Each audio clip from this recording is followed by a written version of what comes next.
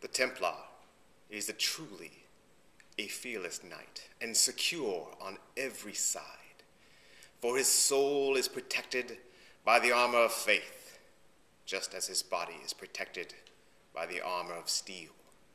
And he is thus doubly armed, and need fear neither demons nor men. That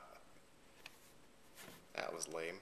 Hey everybody, welcome back to Magic Orthodoxy. My name's David, and this is a deck review. Today we're going to look at the Dark Templar deck from Cardicians. Now, this was a Kickstarter release. It was a project, and it was, of course, funded. And it was one of the decks that, at first, I really wasn't backing it. I typically don't back the overly fiction, steampunk, knights, Cthulhu. There's like a whole genre of like these kind of artsy cards that they could either go one way or the other. They're either like, cards that you're going to play Dungeons and Dragons with, or cards that you're going to play poker with. And I tend to lean more towards the simpler, cleaner poker decks. But there was something about this particular back design, the way these cards looked in a fan, that really struck me. There's some really beautiful detailing that is in this deck, and I really liked it. Now, if you don't know, the Knights Templar, they've been suspected of knowing where the Holy Grail is kept. There is actually a Knights Templar deck, and it's white, and it came out a while ago, and so don't confuse that with this. The Holy Grail, going back, is the cup that Jesus drank from in the Last Supper, and there's a lot of stories about sacred quests and chalices and signs left behind by the Knights Templar, and many of these symbols and secrets that are out there have their own kind of life of their own, and there's these stories now about secret societies, and there's books that have been written about the Knights Templar. It's probably most of it is just wild fantasy, but it's rumored that they weren't completely destroyed, that they actually went underground, and that they still exist to this day. This deck, the Dark Templar, is just this elegant, mysterious, refined deck, and Cardicians, they worked on it for months. Every single element of the design in this deck has been looked at. Symbols all have meaning behind it. There's story there. There's legacy here. There's secrets here. It's just really super cool. The tuck case is really dark. It's dark blacks, turquoises. You got metallic inks of gold. You have this Ace of Spades symbol on the front, and it says Dark Templar on the sides. There's a custom Dark Templar seal, and of course you have the back design of the card deck on the back. Well, that's it for the tuck case. Let's take a look at the cards. The back design is really hard to describe. It's the same kind of color patterns that I was talking about earlier. It's blacks, these emerald greens, gold, metallic inks, and it's just all these connecting, interlocking circles with more circles, and kind of a flower fauna kind of artwork scroll around the sides. It's the best I can do. It is a full bleed. It goes all the way to the edge, and yet there's this little hint of a border. So it works as a full bleed casino deck, which looks really beautiful in a fan.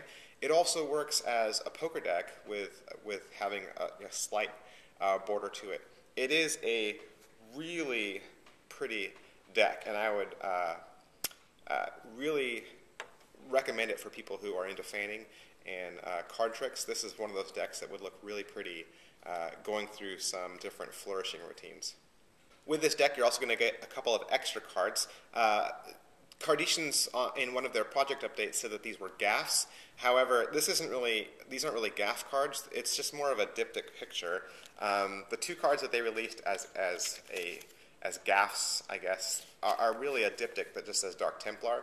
You stick them together, and there's kind of like these haunting red spirit shapes that are also the jacks of the deck, which we'll see in a moment. And then behind each one of them, there is a figure of a knight who is the kings in this deck. And so it is kind of cool, although I really wouldn't say that they were gaffs. I mean, it does even say that they were made by Cardicians at the bottom of each card. So as a gaff, I don't know how you would use them. They're really more like a diptych ad card. With this deck, you're also going to get 2 completely identical jokers. I scanned these cards really close, and they're as identical as I can make out. There is a weird color difference. This one seems to have some green shading to it. This one seems to have some red shading to it. I don't know if that was intentional or if that's just something my eye is catching. Up here in the corner, there's kind of like a pi symbol interlocking a backwards 7-3. I don't know.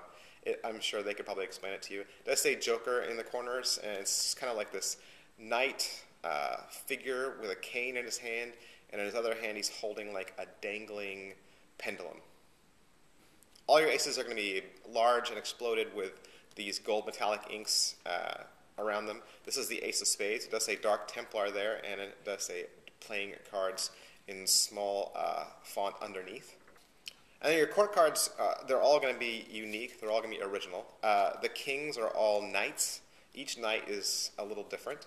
This knight has a cape. All the jacks are going to be this red kind of cloaked, haunting spirit. And then the queens are all going to be super hot barbarian babes. I'll just go through the pip cards of the spades for you. Each one of them has been touched, of course, and you can see that the design, again, goes all the way to the edges. You can also take these cards and stack them side by side, and the design work interlinks, it lines up together, so the cards look really attractive side by side, stacked on top of each other.